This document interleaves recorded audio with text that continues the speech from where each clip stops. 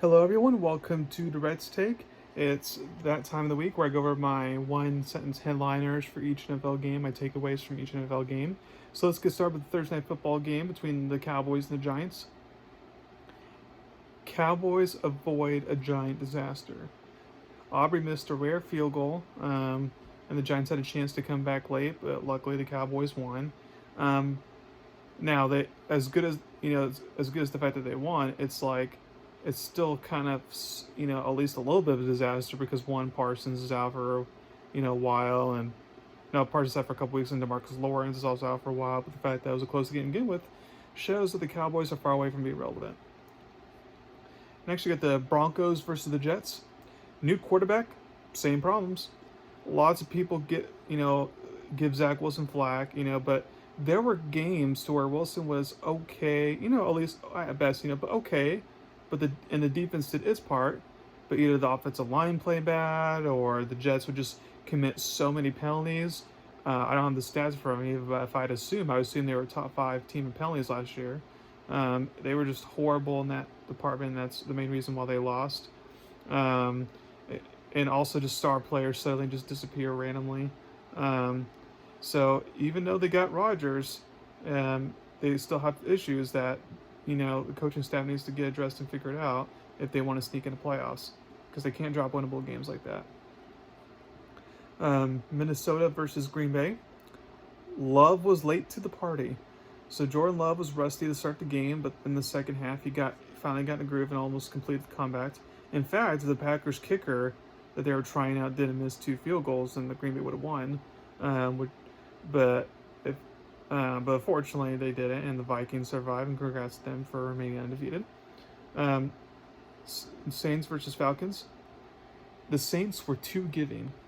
The Saints offense, as I predicted, looked better than last week. Offense coordinator Clint Kubiak called better plays, and Taysom Hill was back for at least the first half, which definitely helped a lot.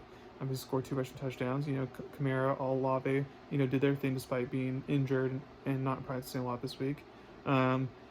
It didn't help that DeMar Davis, the strong linebacker, was out though. But what hurt the Saints in this game was they had a muff punt return for a touchdown and a pick six against divisional rivals.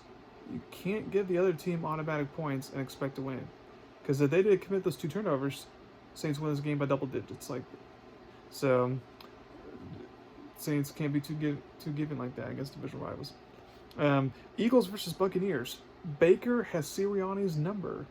Both in the playoff game last year and now this year, Baker Mayfield has lit Philly's defense up in the playoffs. If I'm an Eagles fan, I would not want to see them in the postseason. Cincinnati versus Carolina.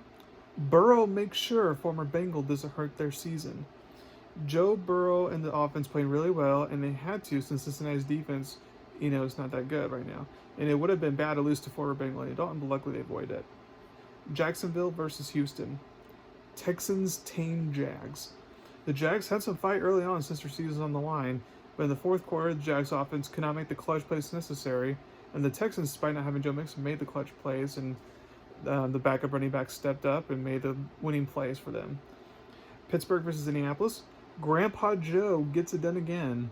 Joe Flacco got it done last season when he had to step in, and once again, once Richardson got hurt, he steps in this season and he helps them get a crucial win. Rams versus Bears. Bears moved swiftly to fend off the Rams. DeAndre Swift finally had a good game, albeit against a bad Rams defense, and his good play got the job done until Caleb Williams didn't start finding a groove late. And this was a must-win for Chicago. So good for them to get in the win. Washington versus Arizona. Washington's offense is in full command. Last week was no fluke, apparently, and the Washington Commanders have found something great on offense. Now, what surprised me in this game is that their defense finally joined the party and played well, and were able to get the blowout win.